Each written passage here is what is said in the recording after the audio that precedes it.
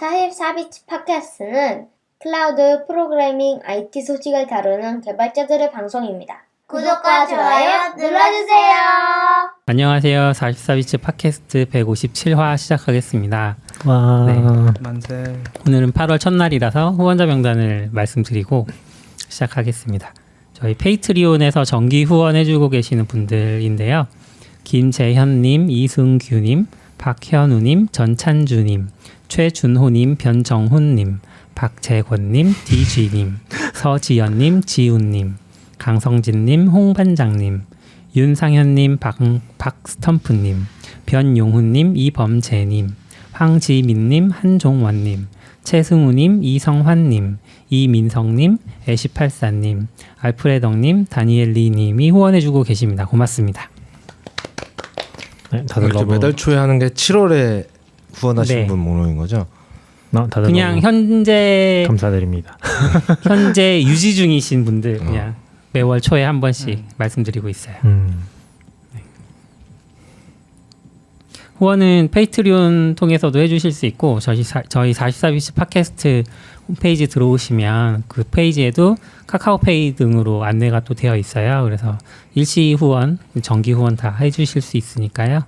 네, 마음에 드셨다면 후원해 주시면 좋겠습니다. 그렇긴 한데 CP님이 이제 뭐라고 하지? 여기를 개편하면서 일시 후원은 사라졌어요. 아, 사라졌어요? 정기 후원만 하시라고.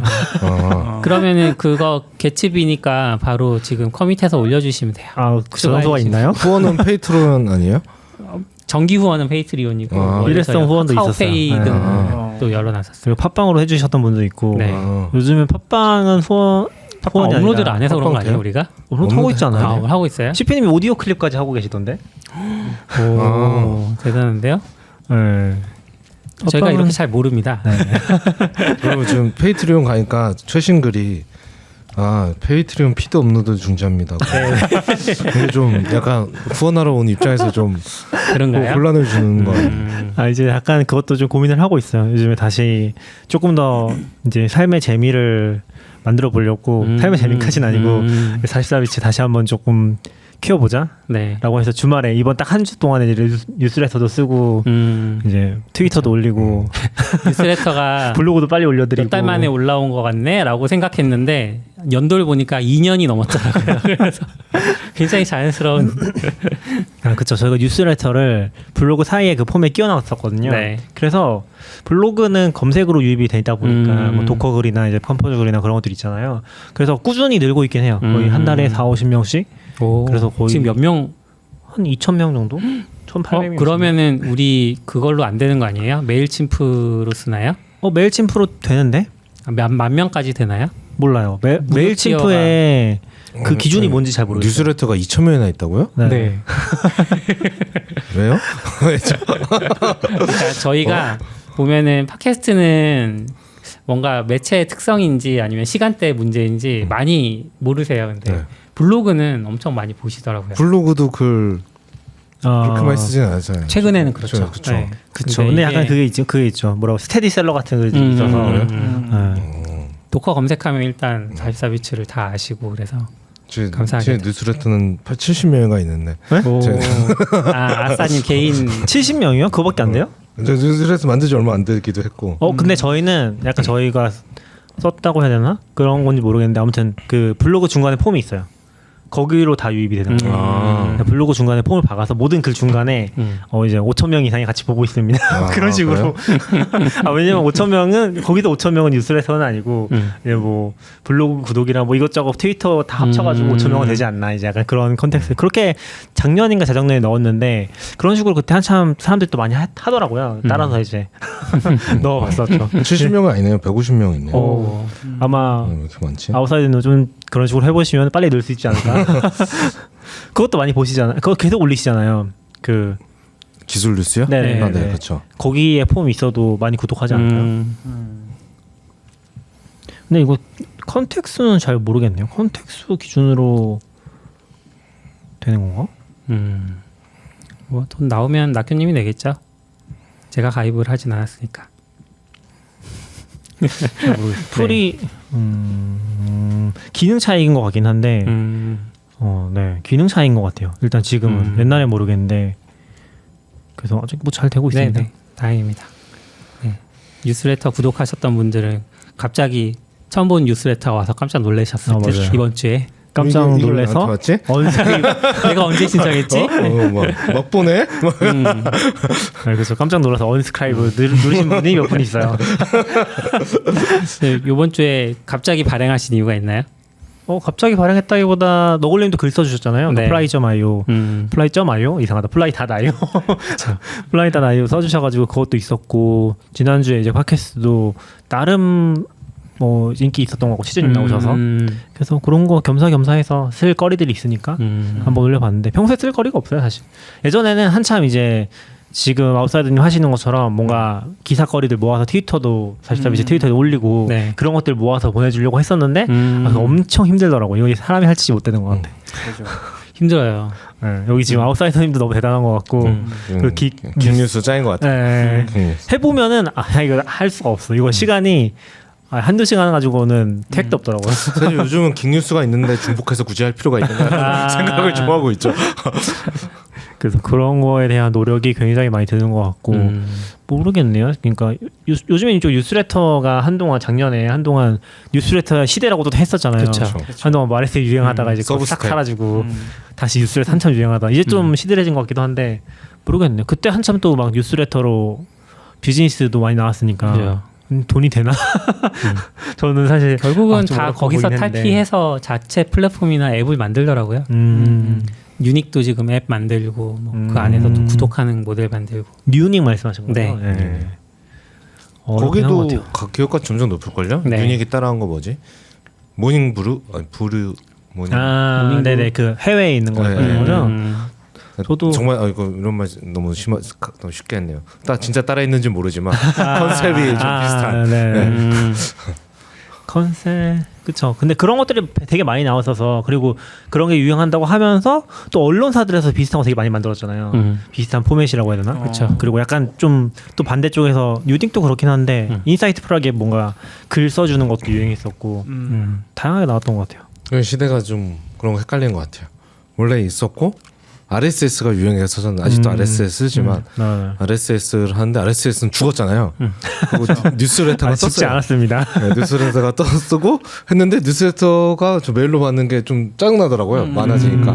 그러니까 RSS 서비스가 뉴스레터 구독하는 기능을 만들어주고 네, 그러니까 구독하게 하면 이메일을 제너레이트 해줘요. 이메일을 그리고 그걸 넣고 거기다 가입시키면 글로 오고 최고다. 거기서 이제 승인 메일도 글로 링크가 오니까 이렇게 하거든요. 그러면 다시 RSS 아니야? 약간 이런. 이거 뭐지? 지금 근데 결국 RSS가 나왔던 거 옛날 뉴스레터 이메일로 모든 걸 다 하려고 하다가 이제 이메일함이 엉망진창이 되니까 이 중에서 정보성은 좀 빼보자라는 게 하면서 RSS도 뭐 유행을 했던 것 같고 근데 RSS를 계속 점점 추가하다 보니까 뭐 5분에 하나씩 노티가 날아오기 시작하고 그래서 옛날 신문처럼 하루에 한 번씩 받았으면 좋겠다 해서 다시 뉴스레터로 돌아왔다가 이거 그냥 다 매번 이렇게 왔다 갔다 하는 것 같아요. 생각해보면 약간 그 뉴스레터 유행하기 전 시점에는 RSS 망하면서 위클리가 또 엄청 유행했던 것 같아요.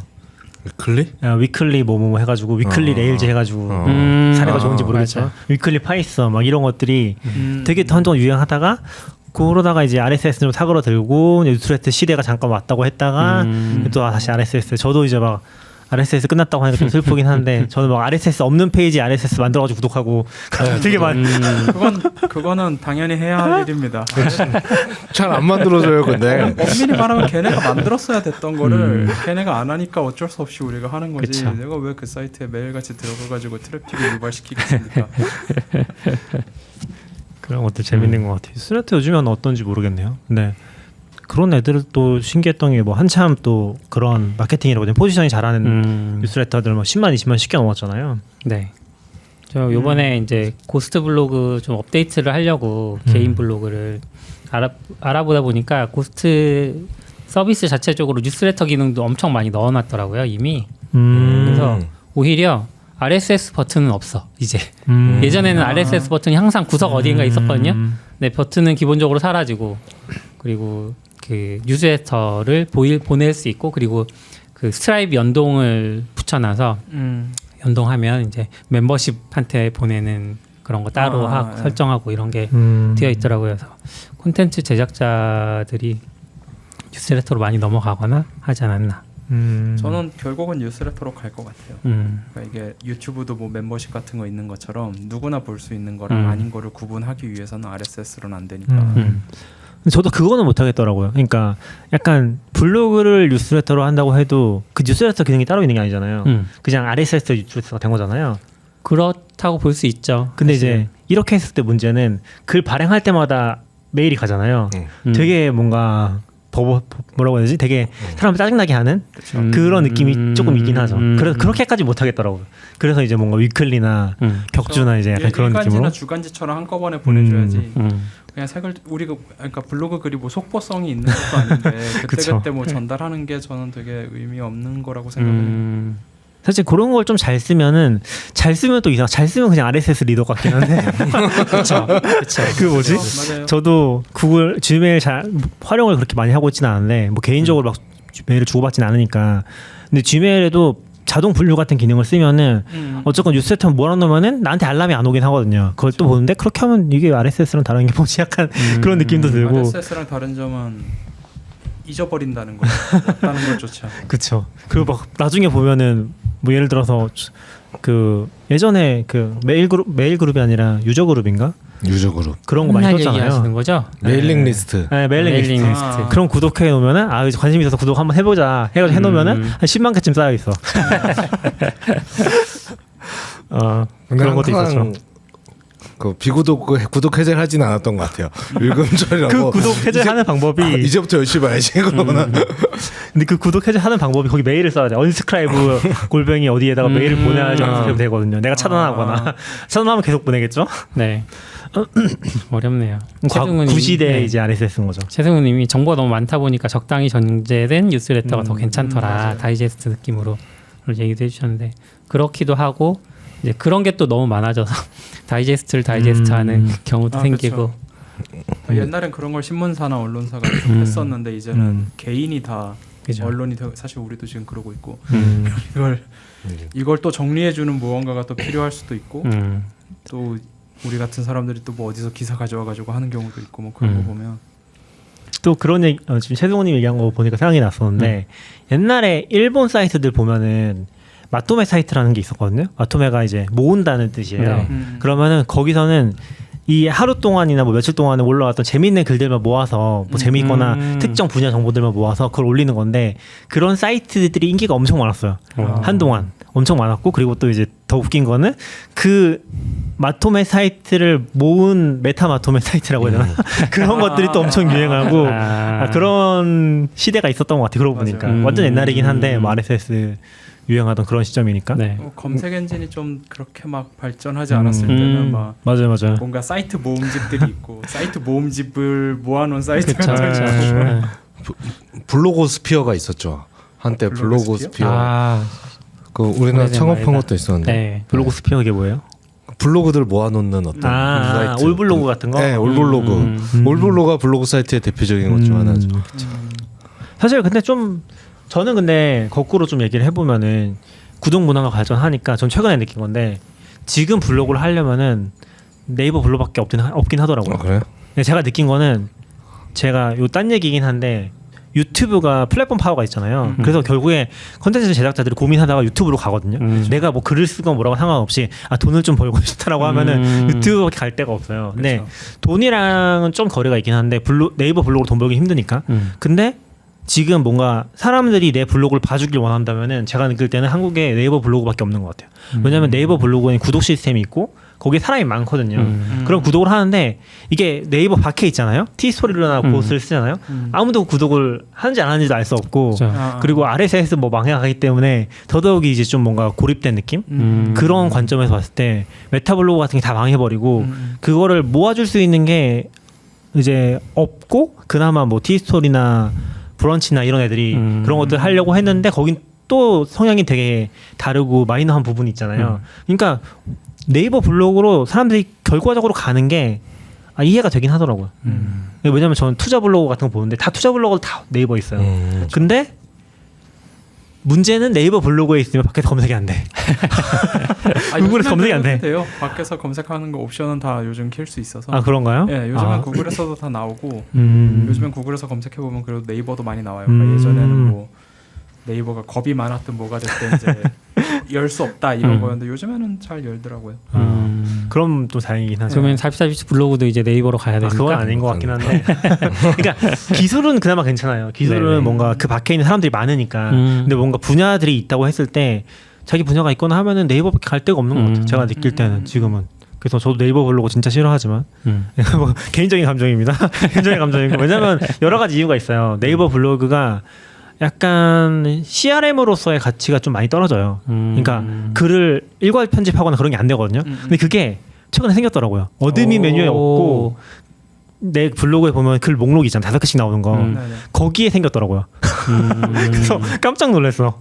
심지어 잘 알려지지도 않았고 그것 때문에 정말 싫어했는데 그런 기능 하나가 좀 생겼었고 그리고 또 좀 불편한 것들이 많아서 저는 기능인지 모르겠는데 뭐 쓴 사람마다 다르겠지만 그 가운데 글이 몰려 있는 게 싫어요. 사진 놓고 가운데 이렇게 한 두세 단 한 줄에 한 두세 단어씩 이렇게 있고 이렇게 이거 읽기도 너무 힘들고 왜 이렇게 글을 쓰는 거지? 약간. 네이버 블로그 스타일이죠. 네, 그렇죠. 이걸 문단으로 안 하고 싸이월드 이게- 스타일이 네이버 블로그로 오면서 그렇게 된 거 아니에요?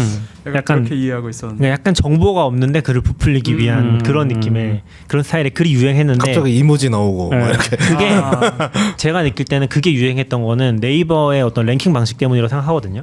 그런 글도 올라갈 수 있으니까 그랬던 건데 지금 또 재밌는 거는 이거는 뭐 아시는 분들은 다 아시겠지만 블로그판은 이제 사람들이 깨닫기 시작했어요. 구글에 최적화할 수 있다는 거를. 구글에 적당한 어떤 콘텐츠를 맞추면 올릴 수 있다는 걸 깨닫기 시작해서 뭐 예를 들면 저는 그게 대표적인 사례가 W3C라고 해야 되나? 뭐라고 해야 되죠? 그 W3 스쿨. 네, W3 스쿨이라고 생각해요. 네. 그런 데가 이제 그런 이제 장난 아니죠. 구글을 해킹할 수 있는 해킹해서 그렇죠. 그 해킹이라고 하면 이상한데 약간 구글에서 공략할 가장 수 있는 검색이 잘 되는 방식으로 맞아요. 모든 거를 만든. 그리고 요즘에 구글에 걸리는 일반적인 글들의 블로그를 보면은 그런 스타일을 체득을 했어. 제가 봤을 때 그런 글들이 굉장히 많이 올라오고 그러다 보니까 제가 봤을 때 베이스라인이 되게 많이 올라갔어요. 글들의 베이스라인이 되게 많이 올라갔는데 정보성이라고 해야 되나 좀 떨어지긴 하죠. 그래서 이제 구글 회의론이 나오는 게 레딧을 붙여라, 클리앙을 붙여라, 뭐 그런 MDN을 붙여라.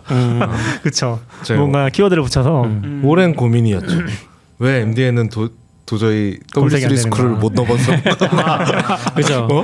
이렇게 질적으로 훨씬 문서가 훌륭한데. 좋고 네. 압도하고 있는데 근데 그거는 도대체 이걸 왜? 그거는 약간 좀 다른 주제라고 생각되는데 예를 들어 벽돌책이라고 소위 부르는 거 두꺼운 책들 네. 무슨 뭐 펀더멘탈 뭐 이런 거 음. 아주 좋은 책이죠. 하지만 사고 나서 과연 우리가 평생 몇 권의 펀더멘탈 책을 읽느냐를 생각해 보면 좋은 글이 반드시 많이 읽히는 건 아니고 검색 엔진은 기본적으로 당신이 읽을 것 같은 거를 알려주는 게 주 목적이라고 한다면 지금 검색 엔진들은 되게 괜찮게 동작을 하고 있는 것 같기는 해요. 그러니까 저는 냠냠님 얘기가 되게 좋은 포인트라고 생각을 하는 게 이게 구글이 제일 중요하게 생각하는 게 유튜브도 그렇지만 결국에는 이 사람이 그 글을 클릭할지 실제로 거기 후킹이 될지랑 후킹이 돼서 그 글을 실제로 몇 분 동안 볼지 그 영상을 몇 분 동안 볼지 이게 진짜 중요한 요소로 알고 있긴 하거든요. 그래서 그게 떨어지면 결국에 밑으로 밀려나는 거고 물론 그 전에는 위에 올라가기 위해서 약간 페이지 랭크 같은 것들이 동작하고 있긴 한데 그런 관점에서 봤을 때 MDN 글을 읽기 쉽진 않죠. MDN 글을 읽기 쉽진 않죠. 그 좋은 글이라는 건 알겠는데 내가 진지하게 이거 읽고 싶은 너무 이렇게까지 거의 스펙 문서 보는 듯한 느낌으로 보진 않으니까 보통. 최승우님이 예전에 키워드 베이스로 44비치 개편하신 것도 그런 맥락에서이냐고 물어보셨어요. 그렇죠. 저는 그런 컨셉팅에서 그래서 잡은 키워드가 몇 개 있지 않아요? 맞아요. 데이터독도 제일 위에 나왔었어요. 한글로 검색했을 때. 한글로 검색했을 때. 아직도 그럽니까? 몰라요. 지금 제가 관심이 좀 떨어져서 한 1, 2년째 방치 중이라서. 그렇죠. 그리고 한참 키워드 글을 많이 올렸는데. 지금도 제일 위에 있네요. 오. 이걸 해보고 싶었던 게 그때 유행했던 클럽하우스. 또 이런 거 해보려고 열심히 썼는데 올라가진 않더라고요. 그런 게 있었지. 그런 게 있었죠. 매화 한 번씩 거론되는 것 같은데 클럽하우스. 그만큼 영향력이 컸다는 거겠죠. 네. 지금 저도 그때 진짜 이해를 못했거든요. 말로 하는 SNS가 대체 무슨 의미가 있지?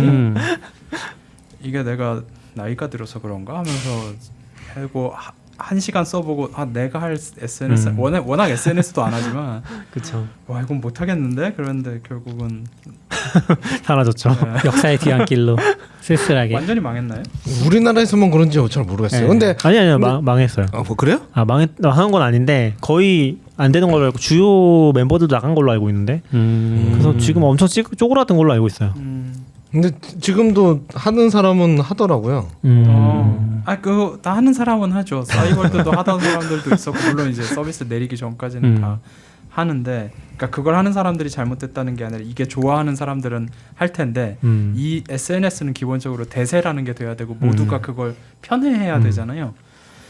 트위터가 150자만 써도 된다는 게 처음에는 강력한 셀링 포인트였다가 이제 글도 150자밖에 못 쓰는 사람들만 쓰는 그런 게 된 것처럼 클럽하우스도 뭔가 말을 하고 오디오로 하는 거에 익숙한 사람들이 많아야 되는데 그게 좀 많이 이게 가능할까라는, 약간 모두가 또 방송을 하는 건데 그냥 화면이 없는 것뿐이라서 이런 게 잘 될까? 거기다가 실시간 유튜브처럼 다시 듣기도 아니고 내가 듣고 싶을 때 듣는 것도 아니라면 저는 그 다시 듣기 안 되는 포인트 때문에 오히려 빠르게 성장했다 빠르게 사라진 게 아닌가라는 생각도 하거든요. 그러니까 지금 저 얘기를 지금 내가 클럽하우스에 들어가지 않으면 못 들으니까 그렇죠. 이제 했다가 사람들이 금방 피로감을 느꼈을 것 같아요. 저도 피로감을 느꼈거든요. 이거 뭐 녹음본이라도 줘야. 근데 맞아, 이제 오히려 스페이스는 녹음본도 있고 하니까 조금 더 편안한 마음이 생기고. 트위터 스페이스. 네네. 저는 그 클럽하우스 같은 경우에 초반에 재밌긴 했었어요. 그러니까 약간 재밌었죠. 뭐 약간 업계 사람들도 많이 왔었고 그때 또 IT 쪽이었으니까 투자 얘기나 막 이런 거 되게 막 편하게들 하니까 되게 그리고 평소에 볼 수 없었던 사람들이 막 등장했죠. 그죠. 네. 네. 다들 그때 한참 핫했으니까 그런 것도 있었죠. 한몫했죠. 연예인도 있고 뭐 정치인도 있고 막. 그냥 뭐 전혀 모르던 옛날 처음에 채팅방 같은 느낌도 있었어요. 뭐 20대 모여요 뭐 이러고. 그런데 제가 20대는 아니라서 안 그렇죠. 들어갔지만 근데 그런 방들을 그런 보면서 것도 있고 약간은 그렇게 연예인이나 그런 사람들이 좀 인기몰이를 하기도 맞아. 했는데 또 한편으로는 약간 라떼는 마리아 분위기로 너무 가서 그러니까 또 모든 방송이 뭔가 조언과 멘토링과 막 이렇게 막 가면서 약간은 조금 좀 한국에서만 잘 안 됐어요. 조금 다 이? 하면서 다 이렇게 약간 나가기 시작했던 것 같고 약간 이런 근데 약간 초반에 그 분위기를 느낄 수 있었던 건 좋았던 것 같아요. 그렇죠. 근데 이제 그렇죠. 거기까지 좋았고 그 다음은 잘 모르겠고 이제 내가 했으니까 그런 궁금함은 있어요. 코로나가 아니었어도 떴을까 이렇게 약간 좀 반갑긴 했거든요. 맨날 혼자만 있다가 약간 사람 만나는 느낌. 맞아요. 사람 만나는 느낌. 저는 비슷한 원점에서 여전히 트위터 좀 못한다고 생각하는 게 트위터 스페이스 다시 듣기를 하려고 한번 했었거든요. 다시 듣기가 있다는 얘기를 하셔서 다시 듣기를 찾는 게 너무 힘들어. 그러니까 트위터 스페이스를 올린 그 트윗을 찾으면은 다시 들을 수 있긴 하거든요. 근데 예를 들면 그 계정에 요 스페이스만 볼 수 있는 그런 기능이 없는 걸로 알고 있어요. 근데 최근에 모르겠네요. 제가 필터 중에서 아무도 그런 트위터 검색 필터를 아무도 안 쓴다고 생각하지만 저는 필터 중에서 오디오 스페이스만 검색하는 게 있었던 것 같긴 해요. 생겼다고 들었던 것 같은데 그거랑 이제 그 만든 사람 조합을 하면은 그럼 나올 수도 있긴 하겠네요. 근데 찾기가 좀 힘들었다 생각보다. 트위터는 원래 옛날 거 찾는 게 어렵잖아요. 그 컨셉이긴 한데 트위터 스페이스는 약간 좀 컨텐츠 아카이빙이라는 관점에서 보면은 그렇기는 하지만 조금 아쉽죠.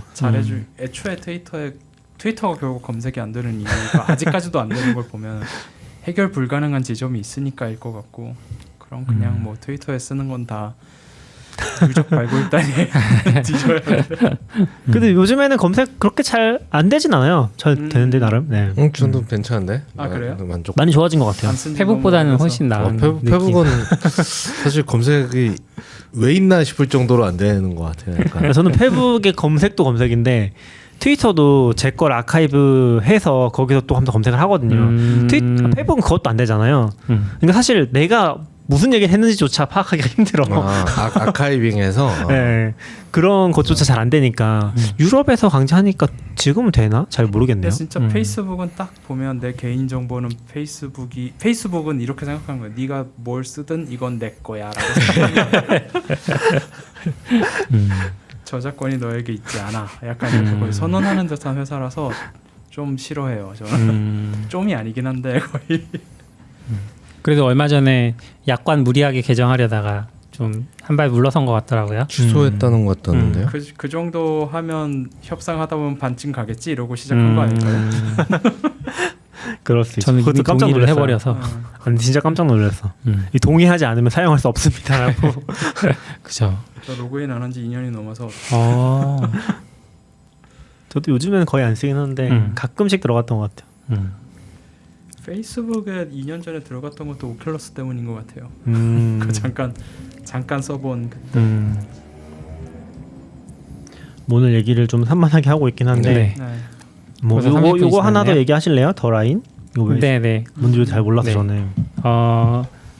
이게 정확하게 주체가 어느 국가인지 사우디겠죠 아마. 사우디아라비아가 이제 미래형 직선 도시라고 해서 더 라인이라는 이름을 붙인 그런 인공 도시를 만들겠다는 네. 발표를 했는데 모든 도시는 인공이죠. 아 그러네요. 아 네. 영향이 역시 그래서 저 순간 궁금해하고 있어요. 인공도시가 뭐지?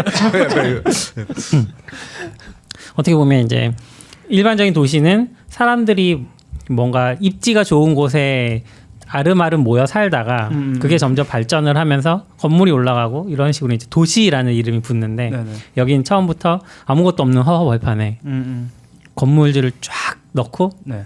그래서 사람들을 밀어넣겠다. 음. 이런 컨셉인 거고 좀 재미있는 것들이 많아요. 아무래도 이제 요즘 짓는 건물이다 보니까 자동화도 많이 되어 있고 또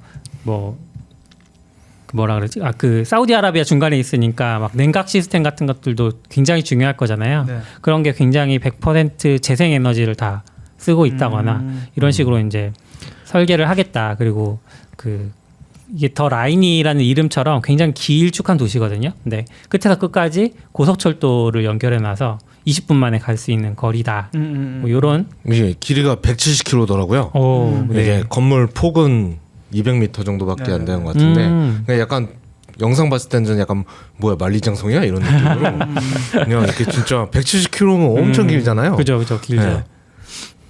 그래서 900만 명이 수용된다고 합니다. 와 지금 예전에 심시티 2000이란 게임에 보면 엄청 고층 빌딩 하나 짓는 그런 게 있어요. 네네. 엄청 돈 많이 들여서 거기에 이제 사람들 그 내부는 우리가 도시 계획을 할 수가 없어요. 거기는 그냥 그 건물 하나가 마치 거기에 뭐 주거지구, 상업지구, 공업지구가 있는 것처럼 동작하는 건물을 하나 짓는 건데 지금 그 컨셉이랑 비슷한 게 지금 나온 건가라는. 네네. 근데 이게 위치가 굉장히 좋다고 하더라고요. 제가 이제 저도 위치가 궁금해서 구글어스를 실행해서 이제 위치를 보고 있는데 사우디아라비아의 북서쪽 국경 근처거든요. 네네. 그냥 더 라인이라고 검색하시면 안 되고 네옴 사우디아라비아 이렇게 검색하셔야 돼요. NEOM 검색하시면 되는데 북서쪽에 국경을 넘으면 뭐가 있냐면 이스라엘이 있고 요르단이 있어요. 북쪽으로 넘어가면. 네네. 그리고 거기서 좀 왼쪽으로 가면 이집트가 나와요. 그러니까 유명한 관광 상품은 다 몰려 있는 곳이죠. 그래서 여기가 굉장히 이렇게 다니기도 그러니까 네옴에다가 거처를 잡고 그다음에 근처를 계속 왔다 갔다 하면서 관광하는 그런 관광객들도 노린 게 아니냐. 근데 또 이거 사이트 와서 들어와서 보니까 네. 일단 뭐 컨셉 사진이기도 하고 한데 네. 저 허허벌판에 지어지는 모습을 보니까 되게 기독교 성지 같은 느낌이 드는 네. 그런 이슬람 것도 성지가 있을 될 수 수도 있겠죠. 네, 그런 것도 노리고 있을 수 있고. 근데 확실히 지방 도시 소멸 뭐 이런 얘기 나오면서 그 아까 얘기했던 심시티에서 있던 그 건물 생각을 종종 했거든요. 이렇게 다 모여서 살게 되려나? 그런 식의 이게 그런 거의 첫 시도일 수도 있고. 근데 규모가 엄청나네요. 높이는 네, 500m에 맞아요. 넓이가 200m면 영상 버전을 보시면은 조금 더 이렇게 와닿는 그런 느낌이 있다고 해서 영상 링크는 지금 제가 예. 올렸습니다. 영상 멋지게 만들긴 하셨더라고요. 예. 네. 실제 뭐 아직 뭐 지은 것 같진 않던데. 그렇죠. 네. 이건 이제 그 홈페이지 가서 보시는 그 사진은 컨셉이에요. 그래서 이제 컨셉카랑 실제 양산형 모델이랑 약간 다르잖아요. 그런 게 좀 있습니다. 500m가 가능한가 해서 검색해 보니까 롯데월드 타워가 555m네요. 아, 그럼 63 그만한 거를 지금 그거를 이제 이렇게 길게 엄청 높군요. 그렇게 생각하니까 엄청 높네. 63 빌딩이 2배고요. 일단 높이가 대단하네요. 그거를 뭐야 이게 그걸 갖고 200m를 또 그렇게 200m 폭에 있는 거를 그렇죠. 200m 폭이죠. 길이가 170이니까 뭐 이건 어마어마하죠. 근데 저는 이제 조금 생각해 보면 좋겠는 포인트는 그러면은 만약에 발전소 같은 것들은 이제 요 도시만을 위해서 네. 뭔가 제공하지 않으면 조금 위험하지 않을까? 용량이 딸리지 않을까? 이런 생각도 들고. 그렇게 가겠죠. 예, 근데 한 개면은 이게 이제 그 불안하잖아요. 그러니까 이제 이중화를 해야 되는 이중화는 해야 될 거고. 네.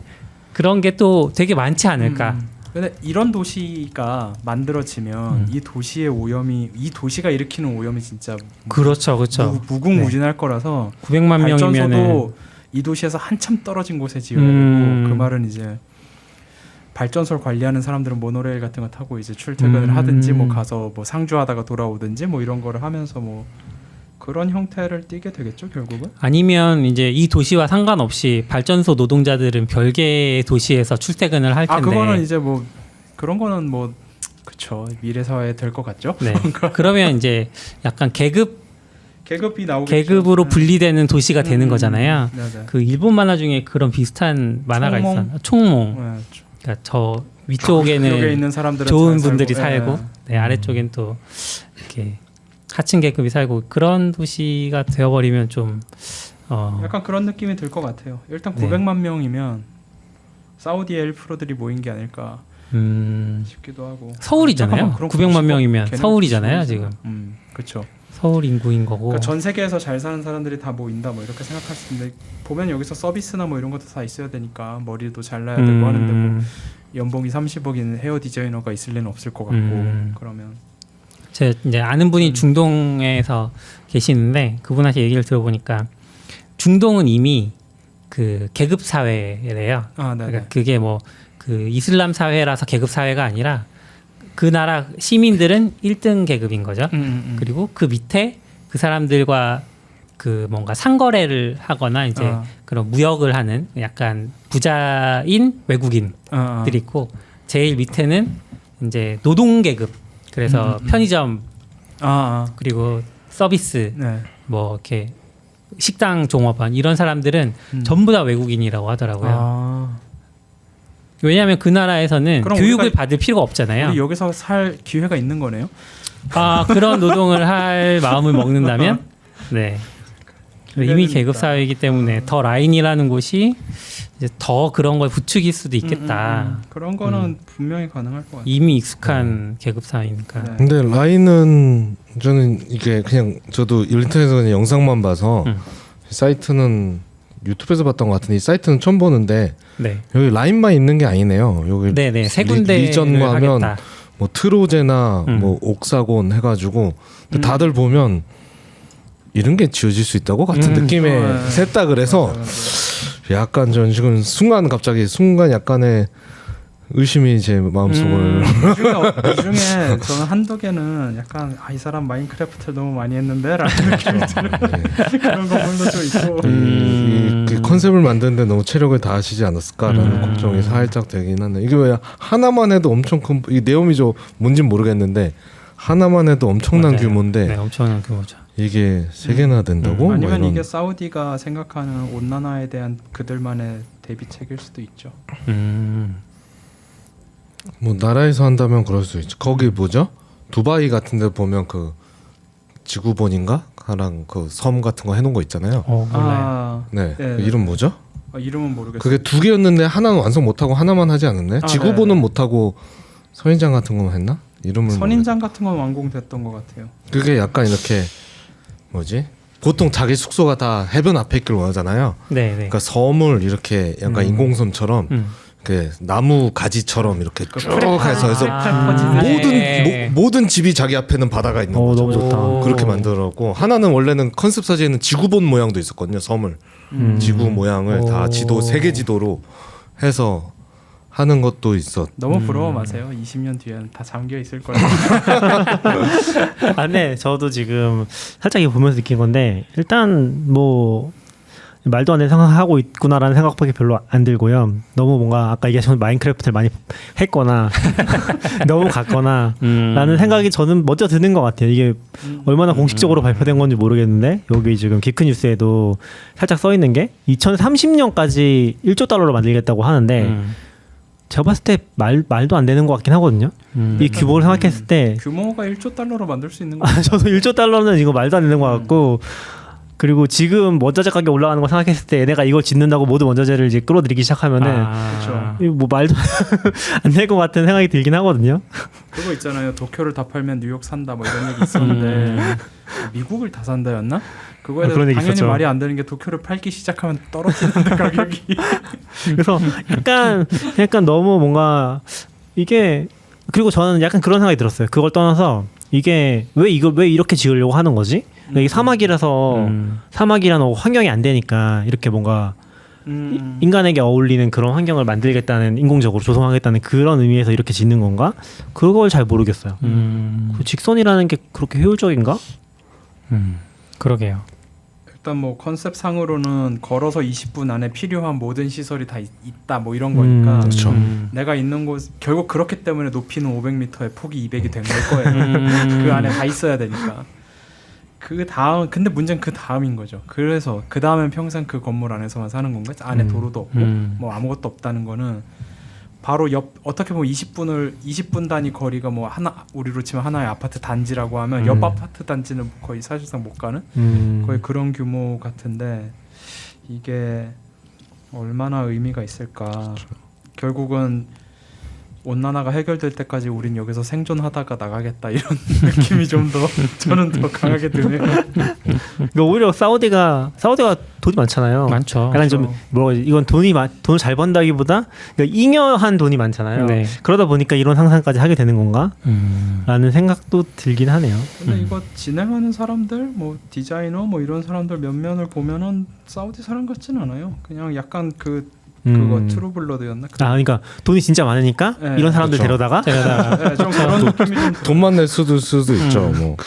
그래서 그 약간 그 피로 뭐 했던 그분 있잖아요. 그 사기로 엘리자베스 홈스. 네. 아. 약간 이거 그거의 건설 버전인가라는 그렇게까지 지금 느낌은 그러니까 이게 사실 심시티에서 나왔던 게 거의 다 됐어요. 근데 그 도시만큼은 이제 그냥 안 됐거든요. 불가능하니까 애초에 심시티가 대부분 도시 계획이고 뭐 그런 거니까 웬만한 거는 그냥 그거대로 할 수 있는데 그런 상상이 있었는데 그게 점점 말이 안 되는 약간 그런 게 되면서 나중 버전에서는 그런 건물이 나오지도 않았고 결과적으로는 그리고 그걸 하기에는 도시가 너무 복잡하고 사람들의 욕구나 이런 것도 너무 복잡해서 그런 식의 게 애초에 안 되는 것 같은 그런 얘기가 있었는데 지금 갑자기 엄청 거대하게 이게 진짜 사람들이 원하는 거 맞아라는 느낌이 들 정도의 오묘한 무언가가 나오니까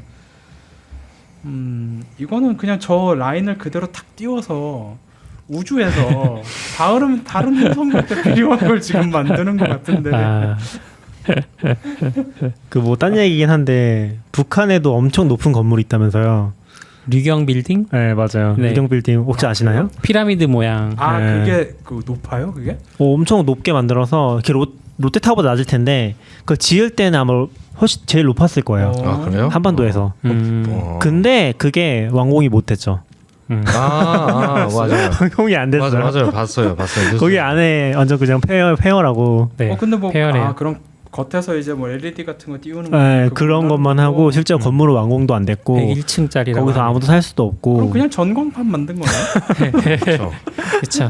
그래서 약간 이게 돈이 아무리 많다고 해서 시작해도 약간 스케일을 생각했을 때 삐끗하면은 쉽지 않죠. 반쪽짜리가 되거나 진짜 그리고 그거 있잖아요. 승우님이 이제 사우디 쪽 왕자들이 심시티를 재밌게 했나 보다 하셨는데 그냥 사실 제가 재밌게 한 거였고. 네, 그거 있잖아요. 그 고층 건물의 저주라고. 그게 뭐예요? 그러니까 롯데 같은 경우도 롯데타워 완공하고서는 롯데가 되게 힘들어졌거든요. 그게 이제 큰 건물을 지으면 그 기업이 엄청 힘들어진다 약간 그런 거예요. 그래서 그거에 대해서 근데 그게 꽤 빈번하게 그게 발생했어요. 그러니까 고층 건물은 자주 짓지도 않는데 지은 회사들은 다 힘들어지는. 그래서 그거에 대해서 되게 제가 이제 대학 때 배웠던 가장 유력한 설이 그거였거든요. 그 고층 건물을 언제 기획할까? 이 회사가 돈을 참 잘 제일 벌 때. 많을 때. 그리고 짓기 시작해요. 그거 한 못해도 5년에서 10년 그쵸. 가요. 그 사이에 여기에 번. 계속 돈을 쓰니까 투자도 못해. 뭐 별걸 그렇게 많이 못하는 상황에서 5, 6년을 어떻게 보면 약간 그 회사는 제자리 걸음 비슷하게 할 수밖에 없는 상황이 오는 거죠. 그러다가 그리고 보통 10년 주기로 뭐 작은 불경기도 오고 그것들이 겹쳐지면 가장 높은 건물을 딱 지었을 때 일단 그 기업은 당연히 힘들어지는 거고 심지어 보통 그게 그 10년 주기의 그 호경기 불경기하고도 좀 엮인대요. 그러니까 호경기일 때 모든 기업이 잘 됐을 거 아니에요. 그쵸, 그중에서 어떤 회사가 이제 되게 큰 건물을 세우는 거죠. 완공될 때쯤엔 이제 모두가 같이 침체기 속으로 들어가니까 모두가 힘들어지는 뭐 그런 건데 지금 사우디가 요즘 돈을 잘 벌고 있고 유가도 오르고 유가도 뭐. 오르고 아 지금. 그러네. 유가 오를 때 딱 맞춰서 다시 막 한참 바닥 찍다가 지금 러시아랑 뭐 하여간 그 그지 같은 전쟁하면서 막 난리통에 돈도 많이 버니까 그런 건가 싶기도 하네요. 뭐 아무튼 저희가 정치적인 의견을 가지고 얘기하는 건 아니고 그냥 호기심 관점에서 봤을 때 네. 이게 진짜 잘 될 수 있을까 하는 생각이 좀 들긴 하는 것 같아요. 잘 지어지면 뭐 기회 되면 관광 한번 가고 그렇죠. 아니면 넷플릭스 다큐 같은 걸로 맞아 저런 거 있었는데 보다가 오래 전에 우리 이거 얘기한 적 있는데 맞아. 누가 미래형 만리장성 막 이랬는데 이게 약간 10년 후를 봐야 될 것 같아요. 10년 후에 이게 진짜 어디까지 됐을까? 아니면 10년 너무 짧은데 이런 스케일을 10년 안에 하는 거는 약간 우리나라 재건축도 10년 걸리는데. 그러게요. 그럼 이걸 10년 만에 짓는데요? 예, 지금 아까 뉴스에 잠깐 보니까 2030년까지 10년도 아니네. 그걸 어떻게? 2030년까지 근데 뭐 1조 그 달러로. 인근에 있는 건설업자들은 지금 총동원 된 것 같긴 해요. 아 진짜요? 네, 제가 아는 분도 중동 건설 현장에 계시는데 진짜로 하고 있는 자기네 거예요? 장비 렌탈 다 거기로 갔다고 지금. 그럼 이제 다른 데가 건물을 못 지어서 가격이 오르겠네요. 그럴 수 있죠. 아 필요한 건물들도 있을 테니까. 재밌는 얘기네요. 이게 약간 우리 인프라도 그런데 인프라도 뭐 다들 하시니까 인프라도 그런데 이 항상 어떤 오퍼레이션 하면은 부작용이 발생을 하잖아요. 그쵸. 약간 경제도 되게 그런 게 재밌는 것 같아요. 약간 아무도 상상하지 못했는데 네. 나는 이걸 했을 뿐인데 뭔가 여기서 뭐 물이 새고 있고. 그 옛날에 미국에서 바이오 디젤 한다고 이제 옥수수 가지고 연구 막 시작했을 때 돼지고기 값이 올랐잖아요. 그래요? 사료가 비싸져가지고 바이오 디젤로 써야 되니까. 근데 요즘은 저는 그런 얘기 별로 못 들어봤는데 몇 년 전만 해도 예를 들어 뭐 삼성이나 SK에서 차세대 프로젝트 발주하면 뭐 개발자 요즘 시장에 씨가 말랐다 뭐 이런 얘기 많이 다 SI 개발자 다 글로 그쵸. 프리랜서 다 끌려 들어가서 그런데 뭐 딴 데는 일을 못 하고 막 그랬었죠. 요즘도 그러나 모르겠네요. 요즘도 그럴 것 같아요. 뭐 초대형 프로젝트. 요즘 당근이 많이 데려가던데. 내가 너무 힘든데. 그래도 당근은 양반이죠. 그렇죠. 당근은 아직 규모가 작아서. 뭐 두나무 가면 그런 데도 있어. 그렇죠. 그런 데들은 이제 1,000명, 2,000명 금방 넘어가니까 저희는 아직 500도 안 됐을 거예요. 부산에선 육각형 모양의 인공섬 계획이 있대요. 네. 요즘에 뭔가 건축이 핫하거든요. 부산이 그 스마트 시티 중에 하나일 거예요. 우리나라에서 이제 육성하는 스마트 시티가 세종이랑 부산이 있는데 제가 알기로는 네, 그 부산이 그거의 일환으로 이제 인공섬 도시 계획까지 발표했었어요. 이거는 온난화 시대에 할 만하네요. 그래요? 그러니까 뜨는 거겠죠 이대로. 네, 그러니까 맞아요. 섬 떠 있는 거죠. 밑까지 메꾸는 건 너무 어려우니까 예. 부유하는 도시인 것 같아요. 근데 이게 괜찮아요? 괜찮은 건지. 자연재. 아니요, 그러니까 이런 거는 저는 이 말밖에 할 수 없는 쓰나미? 거 지어봐야 알아요. 저는 지어봐야 안다고 생각해요. 그러니까 지금 한강에 있는 많은 뭐 세빛둥둥 성도 네. 그런 걸 지을 수 있었던 건 그 전에 거기 유람선 식당들 이런 것들이 이제 거기서 우리가 뭐 배 같은 거 뭐 뜨개도 해보고 뭐 이런 그러니까 홍수가 나도 쓸려가지 않게 하는 그런 게 이제 쌓이니까 결국 만들 수 있었던 거였을 거잖아요.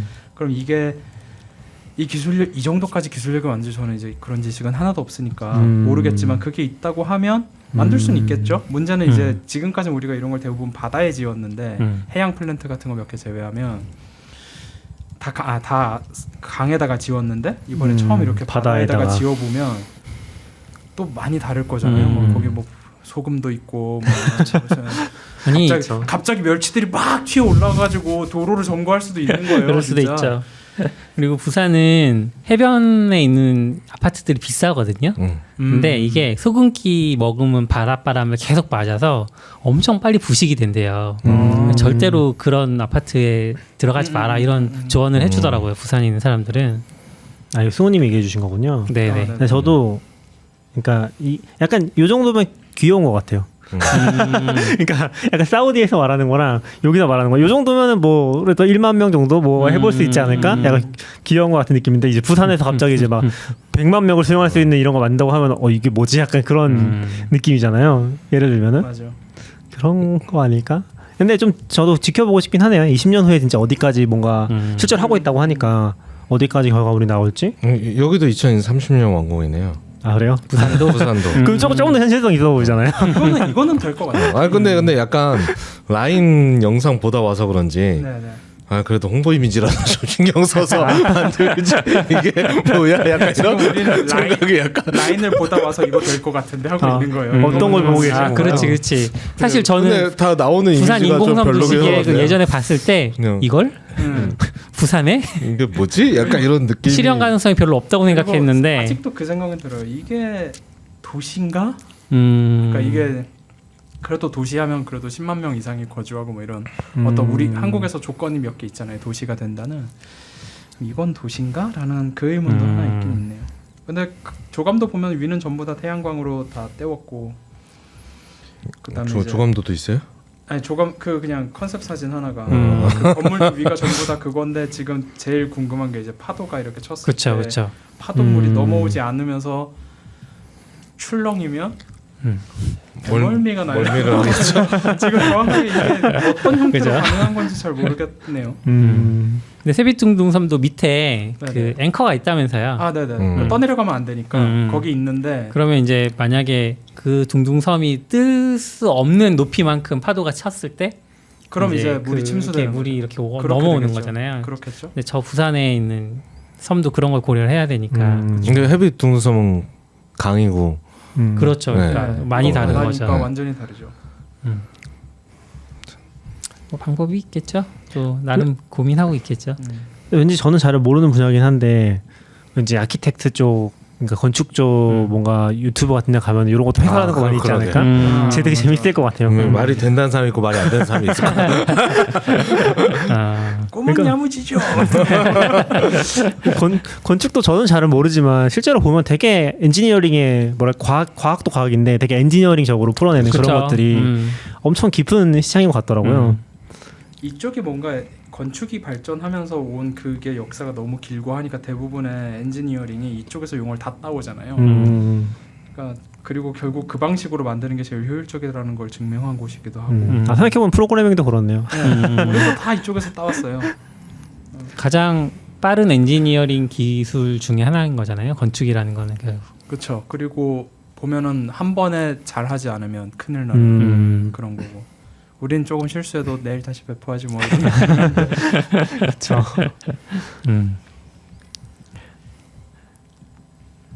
네, 그런 일들이 하나가 있었죠. 와.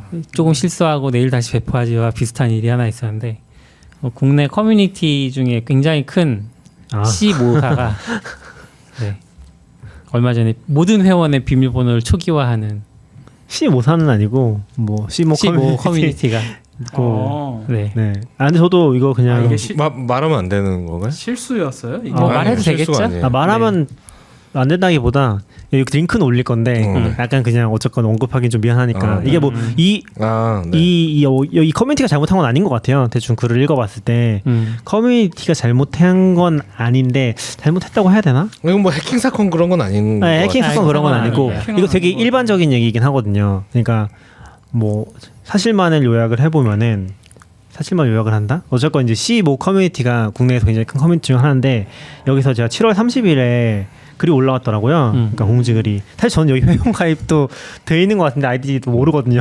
오랫동안 안 써가지고. 아무튼 근데 가끔 들어가거든요. 리스트에서 계정 못 찾는 사람 중 찾으면 되긴 하겠죠. 메일로 왔겠죠. 찾으면 되긴 하겠죠. 초기화하면서 이메일로 뭐 보낸 거 같아요. 가입이 안 돼 있나? 잘 모르겠어. 전화번호 인증해야 되던데요? 네. 저 정말요? 어젯밤에 해봤거든요. 저는 약간 내가 여기 전화번호를 넣은 적이 있나? 생각으로 이렇게 했는데 이게 저는 되더라고요. 방금 얘기하신 것도 굉장히 중요한 포인트고 좀 안 좋은 포인트긴 한데 뭐 어쨌건 일단 뭐 요 얘기부터 해보면은 이제 여기도 되게 좋은 사이트 중에 하나예요. 이제 외국에서 요즘에 아까 잠깐 얘기했지만 구글 안티 구글 패턴이라고 해야 되나 그런 관점에서 레딧을 뒤에 붙이라고 그런 얘기를 하잖아요. 레딧에 가면은 막 진짜 사람들이 뭐 얘기하는 그런 정보들이 있으니까 네. 여기도 사실 약간 그런 느낌이 있어요. 제가 봤을 때는. 그래서 여기서도 저도 정보 많이 얻기도 하고 가끔 들어가서 보는 사이트인데. 이제 저는 이제 주로 검색으로 들어가긴 해요. 뭐 검색했을 때 걸리면 이제 보고 그렇게 꽤 많이 걸리긴 하거든요. 근데 여기서 이제 7월 30일에 모든 회원의 비밀번호를 초기화했다는 얘기가 나오고 이게 뭐 해킹 사건인가 해서 읽어보는데 그런 건 아니었고요. 이게 되게 일반적인 케이스긴 한데, 그러니까 사람들이 내 아이디 패스워드 어디서 털리는지 잘 모르잖아요. 네. 근데 실제로는 내 아이디 패스워드가 털리는 거는 제일 약한 고리에서 털리고 나서 거기서 얻은 정보로 대입을 하는 거거든요. 그렇겠죠. 지금 그런 네. 공격을 당하고 있는 거예요. 어딘가에서 내 아이디 패스워드, 그러니까 사람들의 아이디 패스워드 담긴 데이터베이스가 많이 털렸겠죠 아마. 굉장히 많이 털렸겠죠.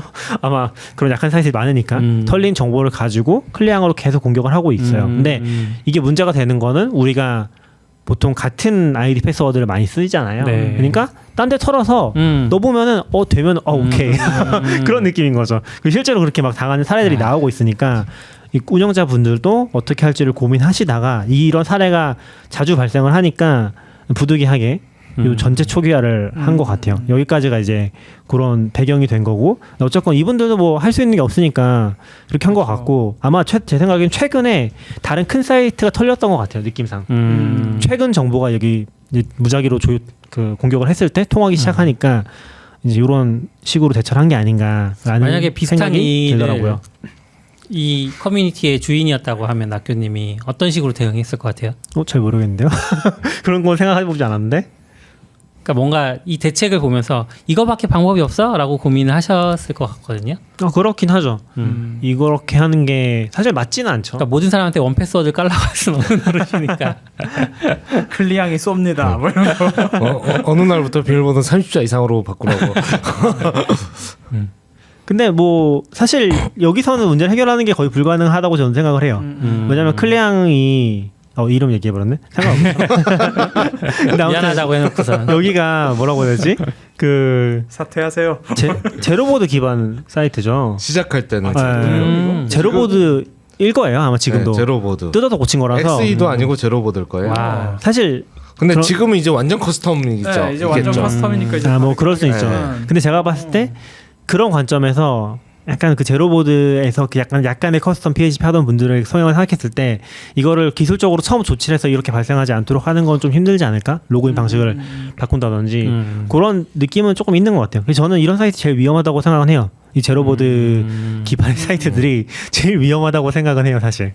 저는 이거 보면서 그 생각은 했거든요. 되게 똘똘하게 처리했다? 저는 그렇게 생각해요. 어차피 안 들어올 사람들은 안 들어올 거니까 상관없고 그냥 모두의 그거를 지킨다는 선에서, 그리고 이게 어쨌든 커뮤니티 회사고 돈이 진짜 많아봤자 정말 아무리 많이 벌어도 뭐 이런 것까지 다 대응을 할 수 있을까? 기술이 있고 없고의 문제가 아니라 이거를 완벽하게 구현하는 데까지 걸리는 시간이 있을 거고, 그 사이에 또 새로운 공격법이 나오면 또 대응해야 되고, 그러느니 그냥 저는 어떻게 보면 이런 커뮤니티 사이트들에게 되게 좋은 사례를 하나 남긴 거 아닌가 싶기는 해요.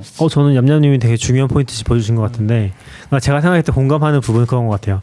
여기는 사실 뭐랄까, 지금 이런 조치를 했을 때 온 타격은 방문자수가 꺾이는 거잖아요, 어떻게 보면. 그럼에도 불구하고 이렇게 했다는 거는 뭐 최선의 선택이었지 않을까? 그런 생각은 들긴 하는 것 같아요. 네. 사실 이 사이트는 아무 상관이 없으니까 안 해도 그만인 거거든요. 네 잘못이지. 그렇죠. 털린 거. 그거를 오히려 되게 책임감 있게 느껴지는 게, 제가 여기 있고 오랫동안 이래서 지칠 대로 지친 사람이었으면 YD를 왜 또 이렇게 패스워드가 뭐지? 1, 2, 3, 4가 뭐야? 막 그러고 있었을 것 같아요, 저도. 근데 그럼에도 불구하고 거기서 뭔가 이런 해결책을 찾았고, 이게 매우 효과적이고 모두에게 적용될 수 있다는 거에서 이건 저 진짜 똘똘하다고 최승우님이 생각했어요. 지금은 노드로 개발한 자체 엔진이라고 알려주셨어요. 그 정도였나요? 그렇다고 하면 저는 이 비밀번호 리셋은 일종의 지금 리셋을 하고 이거를 그 재설정을 하려면 이메일로 뭔가 정보를 보냈을 거잖아요. 리셋을 해라. 네. 뭐 이런 식으로 했을 텐데 아니요, 안 보냈겠죠. 이거는 그냥 리셋만 해버리고. 리셋을 했으면 리셋된 비밀번호를 찾을 방법이 필요하잖아요. 패스워드 그러니까 지금 여기 보면은 비밀번호 찾기로 해서 다시 하라고 돼 있는 거 보면은 그러니까 비밀번호 찾기를 눌렀을 때 본인 확인. 본인 확인을 이제 이메일이나 전화번호로 아니요. 하겠죠? 전화번호로. 아. 그러니까 이게 약간 법적인 이슈랑도 엮여 있는 걸로 아는데 지금 국내에서는 사용자 주 10만인가 MAU 기준이 있을 텐데 그걸 넘으면은 본인 인증을 필수적으로 해야 돼. 그렇기 때문에 여기도 아마 대상이 될 거고 전 되게 싫어하는 법이긴 한데 그거랑 또 엮여 있는 거죠. 뭐 어쨌든 이제 전화번호로 인증을 한다고 했을 때 일종의 그 일회성 투팩터를 인증을 넣은 거잖아요. 아니에요. 그 일회성 투팩터가 아니죠. 그냥 본인 아닌가요? 인증이에요. KT의 본인 인증. 그거는 본인 인증이다. 네, 그 진짜 나를 인증하는 거예요. 그러니까 전화해가지고 1, 2 누르세요 그게 아니라 네네. 진짜로 본인 실명 인증. 네, 실명 인증. 실명 6자리 인증. 보내는 그거. 네. 그게 아니구나. 그걸로 재설정을 하라는 걸 거예요. 제가 이제 맞죠? 투팩터 얘기를 투팩터 얘기를 했던 이유는 투팩터를 넣지는 못했을까라는 생각을 한 거예요. 인증 과정에 투팩터는 없나요 혹시? 가입돼 있으시니까. 없었던 것 같은데. 그러니까 만약에 투팩터를 넣었으면 물론 자체 개발한 엔진이라고 생각하지 못했을 때는 PHP 마개조가 힘들겠다 뭐 이런 생각할 수 있겠지만 지금 노드로 개발했다고 하니까 그러면은 투팩터를 하나 넣어서 뭐 전화번호로 인증하거나 아니면 이메일로 이렇게 해서 비밀 코드 보낸 다음에 그걸로 들어오게 하면 비밀번호 털린 거에 대해서 어느 정도는 커버가 되지 않았을까라는 생각을 해서 그것도 가능성은 있죠. 지금 약간 면접 같은 느낌이긴 하네. 전화번호 보내는 거 말씀하시는 예. 뭐 이렇게 코드 4자리나 6자리 그걸 전부한테 발송해 주라는 거죠? 전부한테 그냥 인증 단계에서 그거를 하는 거죠. 그러니까 이제 모두가 앞으로는 그러니까 이해했어요. 실명 인증하지 말고 네. 투팩터 해도 되지 않냐. 네. 투팩터가 있었으면 리셋을 할 필요가 없었는데 아직 투팩터가 근데 투팩터를 하더라고 해도 잘 안 하니까 사람들이 그러니까 우리도 잘 안 하는 사람 엔지니어 중에서도 안 하는 그러니까 많죠. 소프트웨어 엔지니어 네. 중에서도 안 하는 사람이 정말 그러니까 많은데 방문자 수 감소는 어쨌든 일어날 일이었고 제가 볼 때는 근데 이제 근데 투팩터를 했으면 어땠을까? 일회성으로 얘기하신 건 되게 합리적인 방법일 것 같아요. 일회성으로 문제가 터졌으니까 모든 사람한테 다 투팩터를 한번 거는 거죠. 강제로. 보통 투팩터도 활성 안 해놓지만 근데 이제 또 문제가 되지는 않긴 하겠네요. 왜냐면 본인 인증을 하니까 전화번호 다 있을 거고 이게 되게 한국적이라니까요. 그러니까 어떻게 보면 그렇게 생각하면 리셋을 안 하고 어느 날 지금부터는 모든 계정에서 인증해야 쓸 수 똑같잖아요. 그렇죠. 똑같은 거죠. 리셋 똑같죠. 하나 안 하나 네. 똑같으니까 해도 되긴 하죠. 그러면 왜 리셋한 거지? 그러니까 약간 그 기능을 개발하는 동안 계속 그쵸. 털리고 있을 테니까 우선은 일단 요걸로 막는 거예요. 그러니까 보통 이런 조치의 단점은 이걸 하고 나서 투팩터를 가는 시간을 벌기 위해서 일단 해요. 하지만 다른 이슈가 터져요. 그럼 이제 투팩터가 밀려요. 그리고 나서 몇 년에서 똑같은 일이 터지긴 할 거예요. 비슷하게. 근데 그럼에도 불구하고 지금 이 방식이 이제 제가 똘똘하다고 말을 하긴 했지만 저도 얘기를 하다 보니까 결국 그 사람들이 원래 비밀번호로 바꾸면 아무짝에 쓸모없는 조치잖아 라는 생각이 그런 얘기도 있었던 것 같은데 네. 그러니까 약간 댓글도 한번 쭉 봤었는데 원래 비밀번호를 똑같이 바꾸면은 이게 효과가 없는 거 아니냐고 그러네. 그런 얘기도 살짝 봤던 것 같아요. 근데 이제 진짜 똘똘하게 했으면 그거 안 되게 했어야죠. 네, 그건 안 되게 할 수 있죠. 안 되게 했으면은 할 수는 있죠. 그렇게도 가능하긴 하죠. 네. 저도 여기서 뭐 결과를 뭐 찾아보거나 하지 않는데 뭐 인터넷에서 봤을 때는 이제 결국 여기서 잡아내려는 건 본인은 이제 여기 안 오는데 계정만 누구한테 뺏긴 거죠. 이제 걔네들은 이제 다시 들어오지 못한. 그러니까 실명 인증까지 끝나고 그냥 나는 이제 휴먼 유저인데 나는 더 이상 나 클릭 안 가. 휴먼 유저. 휴먼 유저인데 네. 안 간 지 한 3년 됐는데 뭐 예를 들어 누가 어떤 사람들이 해킹해서 요거를 봇 계정처럼 뭐, 쓰고 예, 있는데 그래서 따로 쓰고 있는 거죠. 근데 걔네들을 걸러내는 게 사실 뭐 걔네가 와서 글을 안 쓰고 들어만 와요. 아무 상관 없잖아요, 사실. 여기 뭐 물건을 사는 쇼핑몰도 아니고 뭐 개인정보 터는 것도 아니고 뭐 아마 우리 뭐 정치 얘기하는 건 아니지만 그런 식의 사회 문제나 이런 거에 선동 같은 거를 하는 걸로 보수로 쓰거나 네, 그런 거 말고는 저는 별로 상상 그냥 뭐 광고하려고 할 수도 있지만 그런 거를 잘라내는 게 목적이 아니었을까. 근데 뭐 얘기해 주신 거 되게 재밌는 것 같긴 해요. 그러니까 저도 그 생각 안 했던 것 같은데 이미 털린 걸 막는다는 관점에서는 재밌는 것 같아요. 그 생각은 안 했던 것 같거든요. 저는 털린 것도 이걸 거니까 본인 인증을 못하면 이제 못 쓰니까 그런 부작용을 막기 위해서. 승우님 얘기하신 매직 링크는 진짜 여러모로 도움이 되는 거죠. 거죠. 근데 이게 이 매직 링크가 단점이 내가 안 쓰는 이메일로 가입된 사이트여서 아무짝에 쓸모가 없더라고요. 그 이메일 서비스에 로그인하려고 네. 힘들어. 예를 들면 라이코스다. 그죠. 마이코스 요즘 어딨지? 라이코스 없어지지 않았어요? 없죠. 네, 없어졌을 거예요. 그래서 그런 것들이 이제 좀 문제가 되고, 그러니까 뭐든 나를 인증하는 거 이거는 항상 결국 가상으로 갈수록 나를 인증할 뭐 하나가 필요한 게, 저 예전에 이제 주민등록증을 잃어버려가지고 재발급하러 갔는데 신분증을 달라는 거예요.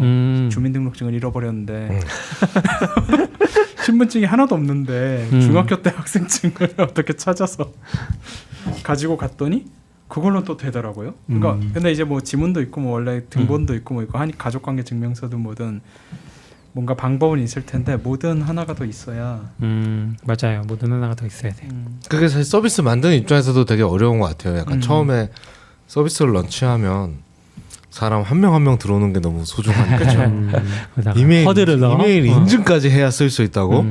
일단 쓰게 하고 나중에 인증할까? 근데 그렇게 하면 뭐 실제 뭐 엄청 잘 되지 않아도 서비스가 좀 되기 시작하면 이거 이 사람이 이 사람이 알 수가 없어요. 아니면 네, A, B, C, D인데 A, B, C, E가 와서 나 E인데 사실 B, D라고 잘못 쓴 것 같아.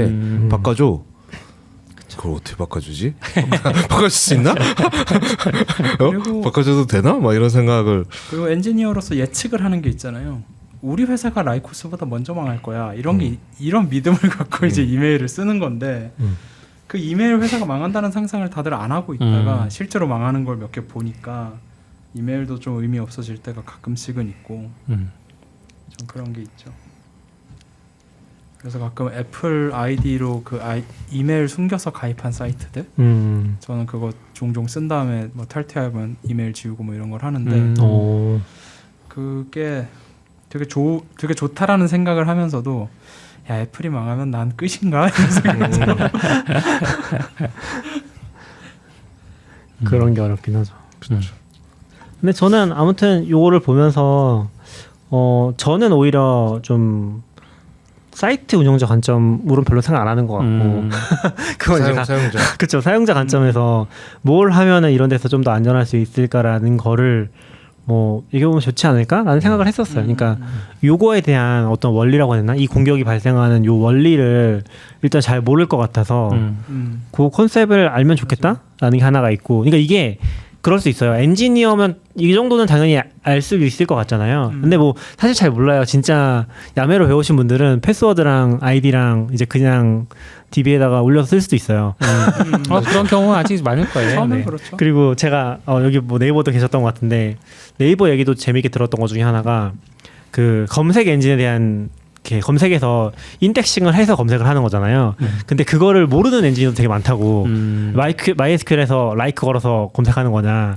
약간 앞뒤 라이크. 그렇게 생각하시는 분도 있다고 하더라고요. 그러니까 이게 약간 자기 분야가 아니면은 조금 그런 게 그럴 수 있는데 요거 같은 경우는 이제 아까도 잠깐 얘기했지만 그냥 다른 사이트 털린 걸로 턴다는 거 그런 컨셉을 알아두면 좋은 것 같아요. 그리고 이제 저도 옛날에는 패스워드 관리를 어떻게 했냐면은 제가 원래 쓴 패스워드가 조금 한 10글자짜리가 있고 그 앞에다가 사이트 2글자 붙이는 거 이런 걸로 많이 했었거든요. 그렇죠. 근데 그것도 털리겠죠 결국에. 털리겠죠. 사이트 이름 바꾸면 되게 짜증나겠네요. 사이트 이름 바꾸는 아 거. 그런 이거 왜 안 되지? 이거 왜 안 될 거야? 맞아요. DM이 붙으니까 DA인데 저는 이제 그거랑 앞뒤에 이제 뭐 문자 정도 하나 더 붙이는 거 그 정도로 했었는데 사실 그렇게 해도 복잡도가 생각보다 별로 올라가진 않아요. 그러니까 우리가 일반적으로 쓸 수 있는 조합을 생각했을 때 내가 쓰는 비밀번호가 털렸잖아요. 그럼 그걸 알고 있고 거기에 이제 상상할 수 있는 기호랑 앞에 2글자 정도 이런 트리밍한 조합을 생각했을 때 그게 뭐 1000개도 안 된다고 하면은 사실 넣어볼 수 있는 거죠. 물론 1000개 정도면 이제 뭐 사이트에 막힐 것 같긴 한데 여기까지 털어서 하면 더더욱 이제 그런 게 뚫리는 거고.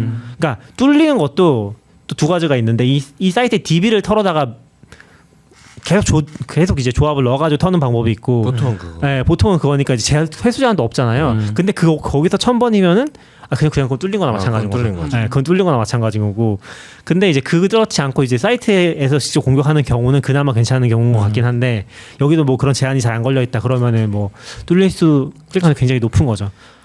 근데 저는 약간 기본적인 해식만 해도 뭐 암호화 그걸로 가긴 하지만 DB를 털어도 10,000명 중에 난 1명이잖아요. 그러면 나는 1000번에 뚫려도 1000번 10,000번 해야 되죠. 1000개 10,000번씩 해야 다 찾잖아요. 근데 그렇죠. 저는 해커 관점이라고 생각하면 100% 털 필요가 없거든요. 뭐 레인보우 테이블에 예를 들어 그러니까 쉬운 번호 그쵸, ASDF 막 이런 거만 찾아내면 되지. 맞아요. 거기서 마지막 한 놈 얘는 30장가 얘는 그쵸. 죽어도 안 풀리네 이러면서 걔를 풀어보려고 없죠. 네. 하진 않는다고 생각하긴 하거든요. 제일 약한 고리만 네, 그렇죠. 거기서 몇 개 털 수 있는 거 자기는 알고 있으면 쭉쭉 돌려서 끊어내고 맞아요. 나머지는 버리거나 아니면 또 딴 데 야 이거 좀 어려운 거야. 그리고 팔 수 있고 뭐 심지어 그러겠죠. 제일 좋은 정보가 있으니까 다른 사이트 그쵸. 비밀번호 그거 그쵸. 가지고 있으면은 거기에 있는 뭐 개인정보 조합하거나 그런 식으로 조합만 해도 실제로는 이걸 뭐 엔트로피라고도 하는데 조합할 수 있는 개수가 너무 적은 거죠. 그렇게 했을 때 뚫릴 가능성이 굉장히 높다라고 생각해요. 해커는 나를 털려고 하는 게 아니라 이 사이트에는 제일 약한 사람을 찾으려고 하는 게 일단 1차 목표니까 저는 개인적으로 패스워드 관리를 진짜 못하겠다라고 하면 그냥 크롬에서 다들 크롬 브라우저를 쓴다는 전제하에 크롬에서 제공하는 패스워드 매니저 그냥 쓰시고 자동으로 만들어주는 네, 거야. 사파리에서 쓰는 거 쓰시고 자동으로 만드는 거 자동으로 만들어도 되는 사이트가 있고 또 아닌 데가 있어요. 예를 들어서 네이버 같은 데는 내가 이제 들어가서 항상 어디서든 들어갈 수 있고 내가 진짜 위급할 때 들어가야 되고 이런 데면은 내가 어떻게든 들어갈 수 그쵸. 있어야 기억할 되는데 수 있어야 되는 네. 암호를 써야죠. 저는 대체로 IT계에서 한글이 되게 좀 취급이 안 좋다라고 생각은 하지만 패스워드계에서 한글은 정말 좋거든요. 맞아요. 그냥 한글 문장으로 패스워드를 만드세요. 사이트마다 뭐 다르게 하는 것 정도는 문장 한 5개 정도 어디서 시집 사가지고 좋아하는 문장으로 한두 개씩 해서 그거 그냥 패스워드로 쓰면 그러면 숫자 넣으세요. 그럼 뒤에 1 넣으시고 그리고 뭐 특수 문자 넣으세요. 느낌표 넣으세요. 다른 거 하지 말고 그냥 그 정도. 느낌표는 안 됩니다. 사이트 중에 느낌이 안 되는. 제가 느낌표로 한 이유는 느낌표는 다 돼요. 퍼센트나 샵은 안 돼도 느낌표는 다 될 거예요. 느낌표 보통 되죠. 네, 그러니까 그냥 그렇게 해서 그런 사이트 한 2-3개만 남겨놓고 나머지는 다 그냥 자동 관리로 가는 게 거의 제일 좋다고 생각해요. 그리고 한글이 된 소리나 뭐 이런 거 할 때마다 쉬프트를 또 써야 되고 막 하니까 맞아요. 아주 괜찮습니다. 좋은 방법인 것 같아요.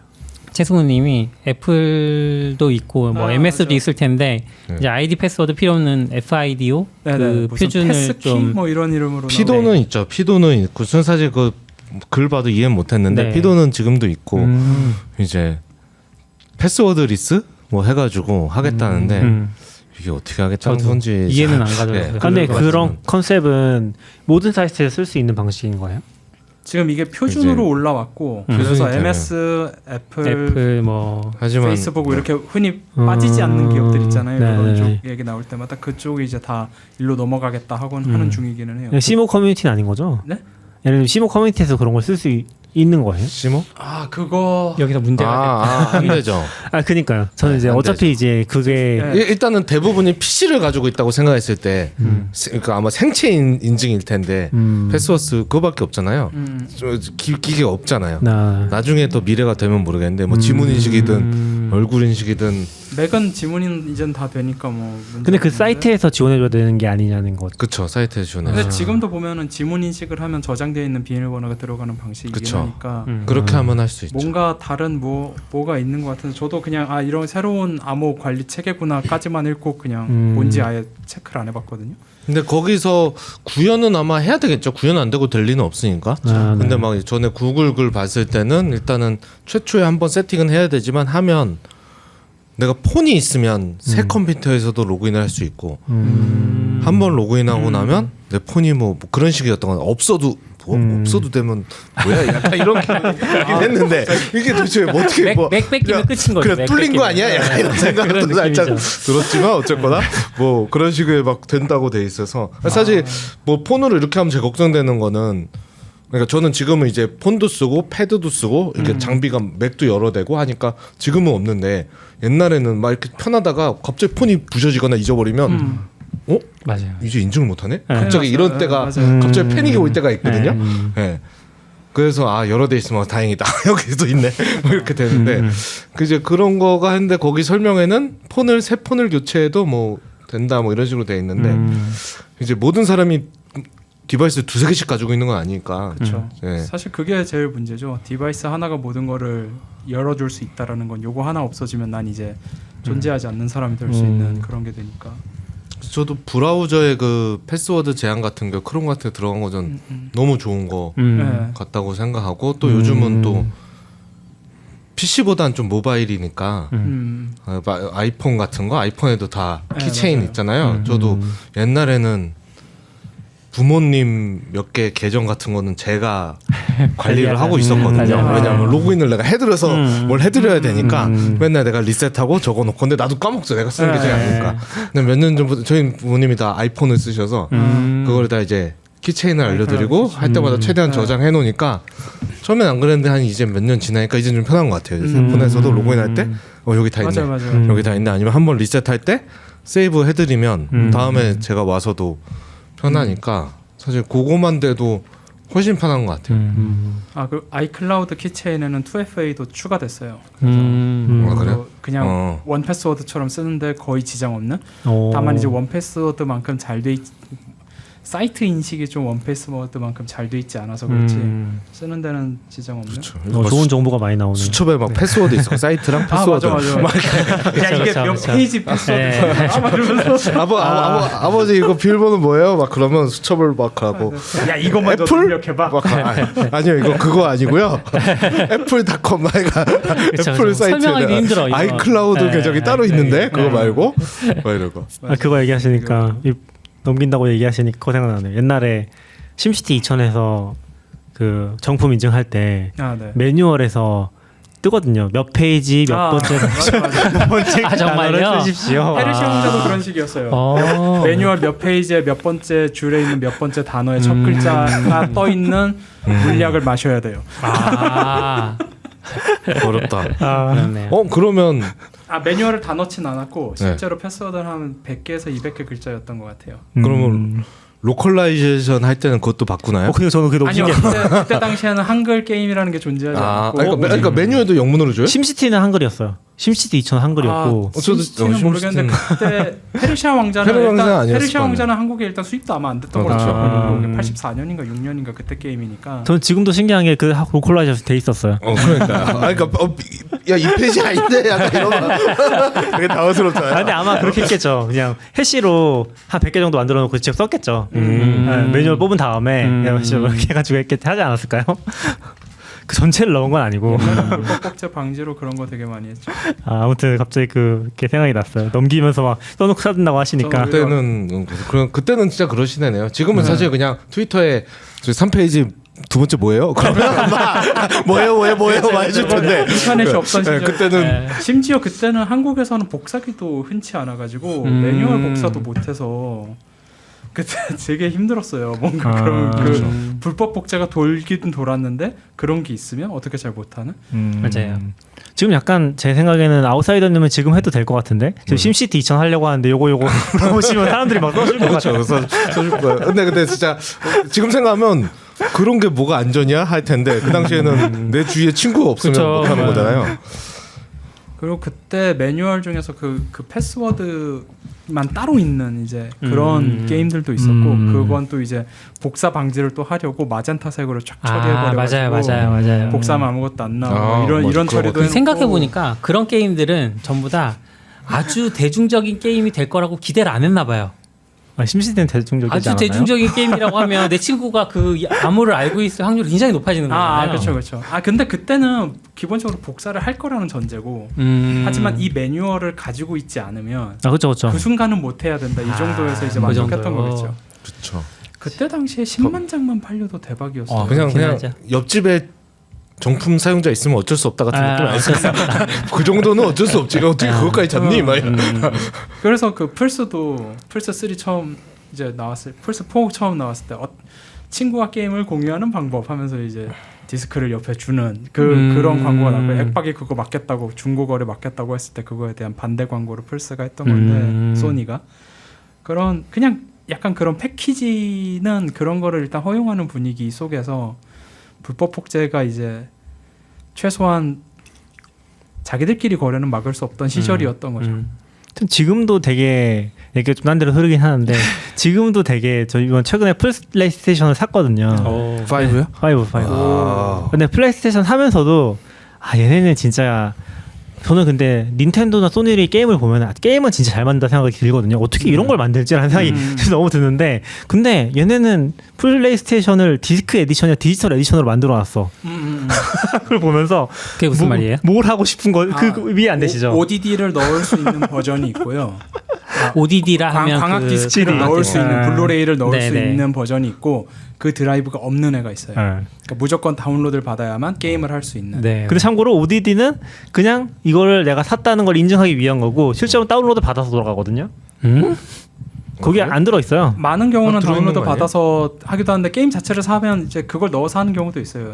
넣으라는 거 그러니까 약간 그게 넣어놓고 게임을 하는 거죠.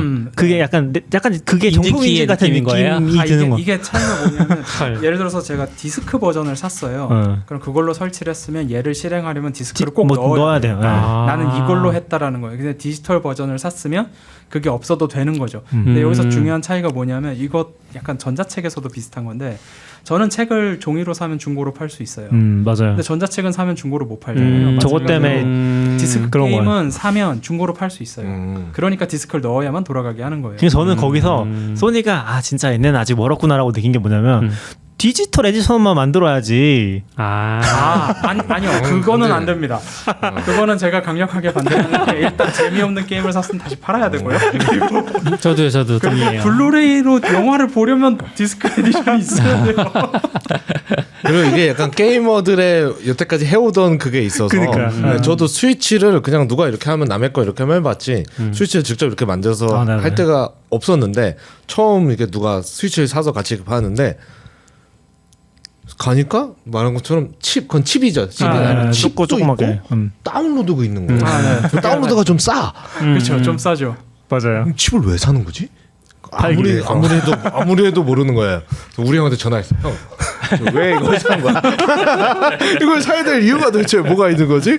했더니 이게 뭐 하드 용량 한계도 있고 여기에 다 할 수도 없고 또 로딩도 느리고 딱딱 바꿔서 하는데 나는 이게 나도 보면 스위치 하는 사람들 이렇게 막 이렇게 열면 칩들이 쫙 카드가 막 있고 그랬는데 다 다운로드 받으면 되는 거 아니야? 약간 저도 이렇게 나균님하고 비슷하게 생각하는 거죠. 하드가 있는데 이거를 왜 칩을 가지고 다닐 거지? 근데 실제로 해보면 그냥 다운로드 받아서 하는 게 편해요. 내가 좋아하는 엄청 게임은 편하죠. 그렇게 있는 게 훨씬 좋고 기본적으로 ODD가 그렇게 속도가 빠르지 않기 때문에 당연히 디스크가 에서 로드하는 게 당연히 더 좋고 로딩 시간도 그리고 이게 플스 게임은 플스든 모든 게임기에서 모든 3D 게임을 하면은 일단 예를 들어서 오픈 월드 게임을 한다고 하면 멀리 있는 것도 보여야 되니까 우선 모든 걸 저해상도로 로드를 먼저 끝낸 다음에 하나씩 다시 고해상도로 올라가는 이런 과정을 하거든요. 그러니까 디스크가 느리면 없던 물체가 점점 생기거나 돌이 점점 모양을 잡아가는 그런 모습이 보여요.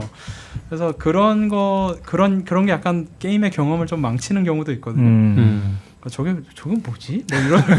뭐 이런 저기였어. 뭐 이런 거. 근데 저는 있는 거고. 그거를 넣으면서 느꼈던 게 넣고 나면 다운로드를 뭐 한 10기가 20기가 또 받더라고요. 그러니까 이게 약간 이럴 거 아니요, 그건 패치예요. 요즘에 패치가 가능해서 그걸 받는 거고 옛날에는 이제 그게 안 됐던 시절이 있고. 그러니까 약간 사실 다운로드 장점 중 하나가 또 바로 할 수 있잖아요. 내가 안 기다리고 그렇죠. 그런 거 생각하면은 사실 이제 디스크를 할 이유가 없긴 하죠. 네, 많이 없어요. 약간 이제 얘기하신 것처럼 매니아의 뭔가 그런 것도 있고 중고로 팔 수 있는 것도 있고 그런 장점이 있긴 한데 승우님은 이제 또 게이머들은 이제 특전 같은 거 되게 중요하게 생각하니까 맞아요. 그런 게 패키지의 있을 수 있죠. 특전. 패키지의 특전 같은 것도 중요하긴 하죠. 그래서 저는 너무 불안한 게 이제 CD를 뺐다 꼈다 해야 되잖아요. 네. CD는 저도 이제 그걸 생각하면서 CD로 디스크 에디션을 사고 심지어 10만 원, 20만 더 비싸. 생각하면 근데 이거 약간 하이브리드처럼 비슷한 것 같은 게 이거 그냥 디지털 에디션 사고서 다운로드 받아서 보는 손해를 생각하면 그래도 그래도 싼 건 아닌가? 그래서 국세전자 잘 모르겠네요. 가는 거 아닌가요? 국세전자 가면 디지털보다 20-30% 싸니까. 근데 디지털 버전이 이제 20% 정도 싸다는 거는 이제 플스 5쯤 되면 게임이 아마 6-7만 원 넘어갈 거예요. 하나당. 그런데 게임도 한 20% 정도 할인을 할 거거든요. 그러니까 20개 정도 하면 한 그쵸. 그때까지는 맞아요. 그런 식의 걸 생각해야 되는 거죠. 근데 아무튼 CD를 바꾸는 게 좀 번거롭고 CD가 없으면 이렇게 안 해도 되는데 사실 그런 생각은 좀 많이 들더라고요. 그리고 저는 게임기 한 번 사면 많아야 4개 정도 해요. 플스 3 했을 때도 한 4개? 4개 정도 그렇게 생각할 수 있겠네요. 그러니까 많이 하진 않으니까. 그럼 사람에 따라서는 디지털 에디션이 훨씬 좋을 수 있고 어떤 사람은 ODD가 꼭 필요한 사람도 있고 영화 볼 때는 아직까지는 ODD가 필요고 저는 사실 블루레이를 그대로 다운받아서 재생 좀 했으면 좋겠어요. 차라리 그거를 6-7만 원에 팔아. 그럼 내가 살게.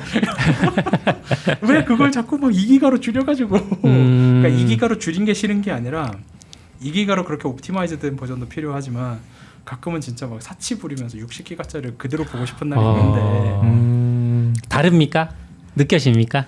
제가 4K에 대해서 굉장히 회의적이었었는데 그냥 갑자기 4K를 하나 샀어요.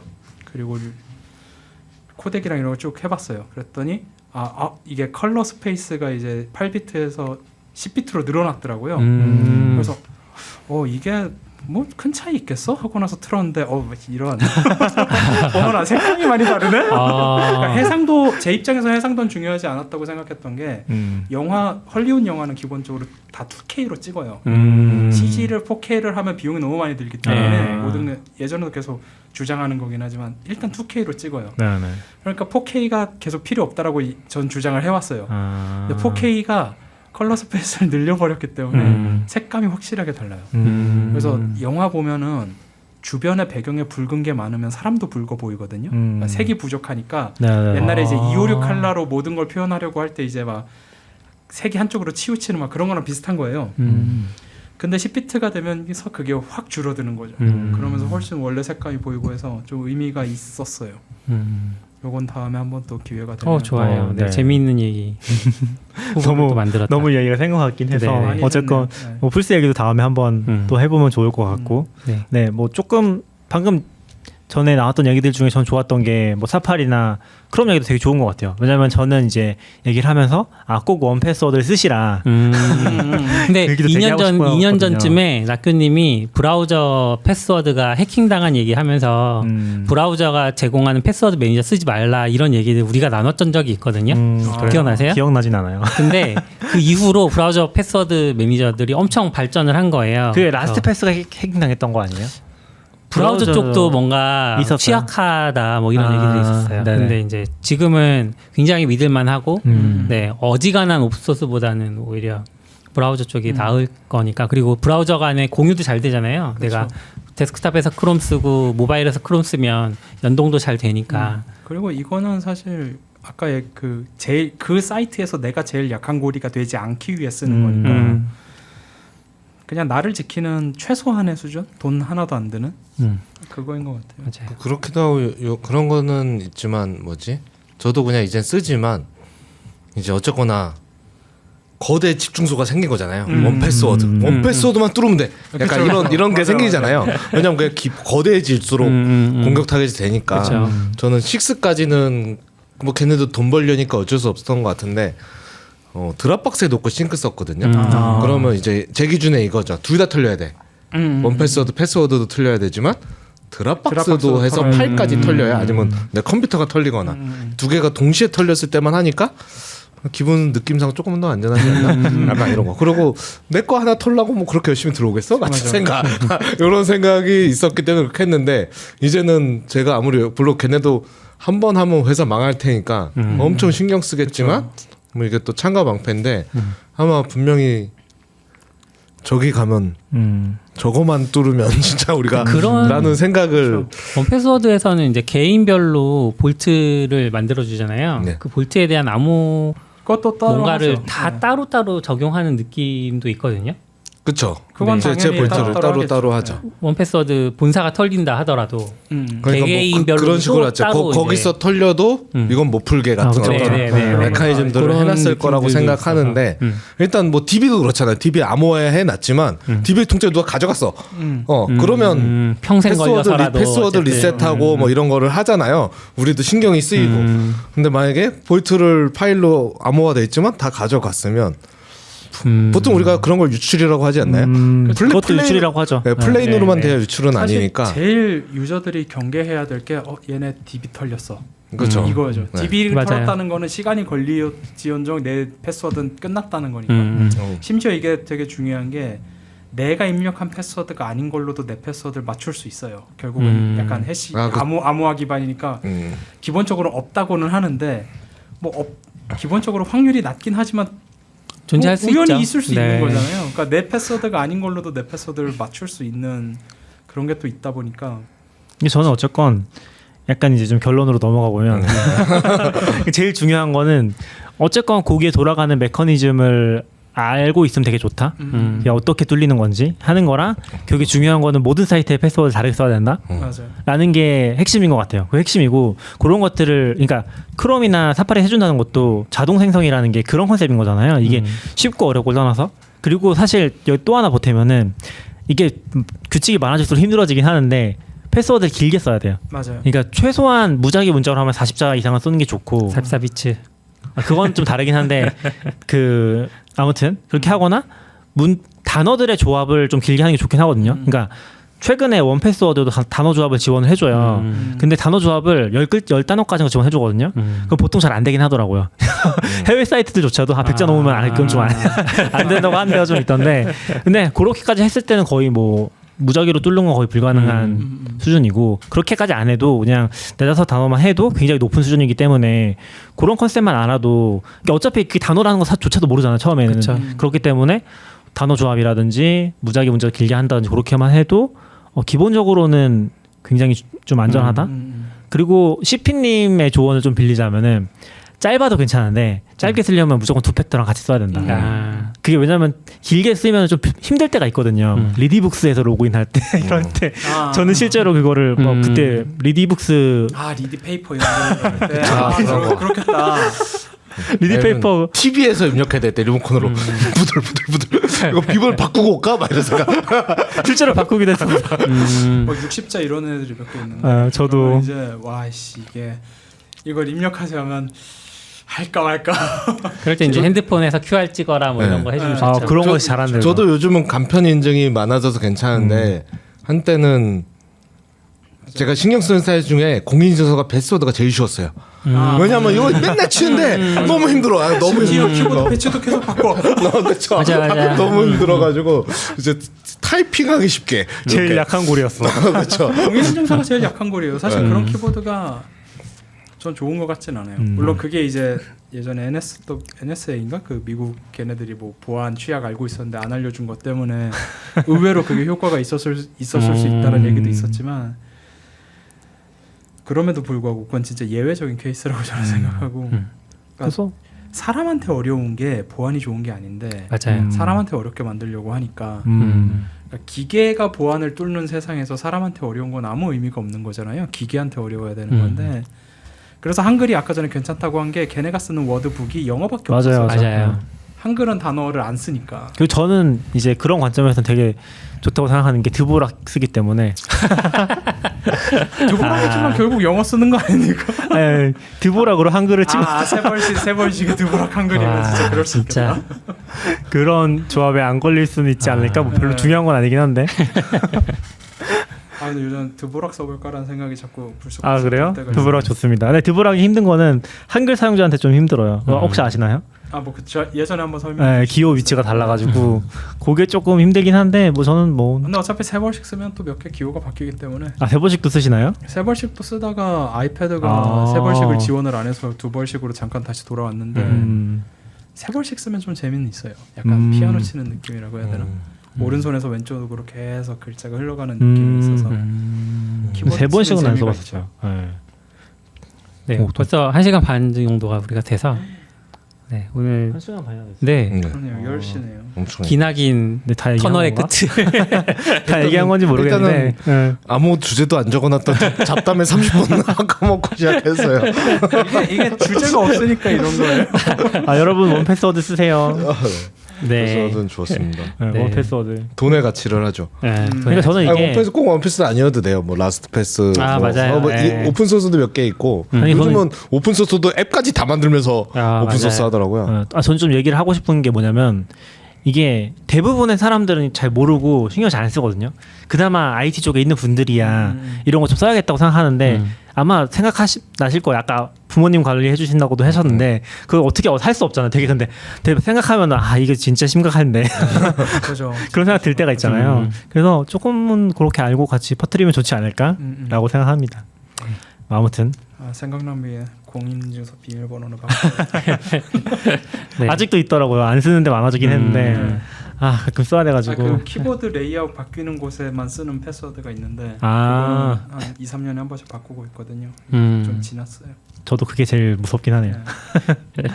네, 오늘 얘기는 여기서 마치도록 하겠습니다. 지금까지 들어주셔서 고맙습니다. 네, 수고하셨습니다. 저도 감사합니다. 수고하셨습니다. 감사합니다.